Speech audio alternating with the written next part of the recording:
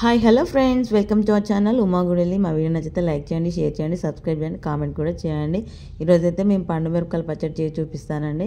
మీకు నచ్చితే మీరు కూడా ట్రై చేయండి. మిరపకాయలను టమాటాలను అయితే తూడ్చి అయితే కట్ చేసి పెట్టుకున్నానండి. కరివేపాకు అన్నీ తుంచుకున్నానండి. చూడండి, ఇట్లా కట్ చేసుకొని అయితే మిక్సీలో వేసుకున్నాను.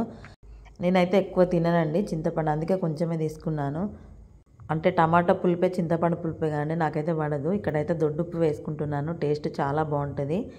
ఇక్కడ పోపు దినుసులకైతే వేరుశనగ పప్పు వేసుకుంటున్నానండి. అది తింటుంటే పంట కింద తాకితే చాలా బాగుంటుందండి. నచ్చని వాళ్ళు వేసుకొని అవసరం లేదు, నార్మల్ సాల్ట్ అయినా యూజ్ చేయొచ్చండి. 2 days నుంచి మా ఫ్రిడ్జ్లో కూరగాయలు పెడితే గట్టిగా అవుతున్నాయండి, అంటే స్టోన్స్ లాగా అయిపోతున్నాయి. సో బయట టమాటాలు పెట్టాను, బాగా పండైనాయి.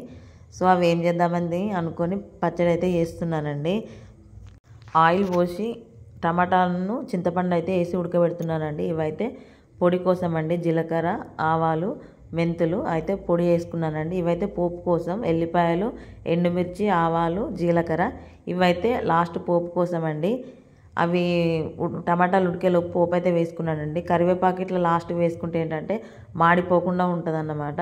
సో నేనైతే పచ్చడి పోపు అయితే పెట్టుకున్నానండి. ఆల్మోస్ట్ టమాటా కూడా ఉడికిపోయింది. ఇందులో కూడా కొంచెం ఉప్పు వేస్తున్నానండి. ఉప్పు వేస్తే ఏంటంటే తొందరగా ఉడికిపోతుంది అన్నమాట. వాటర్ అంతా మొత్తం పైకి వచ్చేసినాయండి. చిన్నప్పుడు అయితే మా అమ్మ మా తోటలో పండిన పండు మిరపకాయలు ఫస్ట్ ఖాతా అయితే తెచ్చి పచ్చడి అయితే చేసేదండి. అసలు ఎంత బాగుండేదో. మేము లంచ్ బాక్స్లకు కూడా అవే వేసుకొని వెళ్ళాలన్నమాట. ఇక్కడైతే పొడి కోసం అయితే అన్నీ వేపుకున్నానండి. పోపు దినుసులు, మిరపకాయలు, దొడ్డుప్పు, ఎల్లిపాయ అయితే వేసుకున్నానండి. ఇవైతే మిక్సీ పట్టుకుందాం. ఇట్లా కొంచెం కొంచెంగా టమాటాలు వేసుకుంటూ పట్టుకుందామండి. ఇంకా మిక్సీలో కంటే రోట్లో రుబ్బుకుంటే చాలా అంటే చాలా టేస్ట్ ఉంటుందండి. బట్ నాకు చేత కావట్లేదని నేనైతే మిక్సీలో పడుతున్నానండి. పచ్చడి అయితే అయిపోయింది. ఇందులో లాస్ట్కి అయితే జీలకర్ర, ఆవాలు, మెంతి పొడి అయితే కలిపానండి. చాలా అంటే చాలా బాగుంటుంది.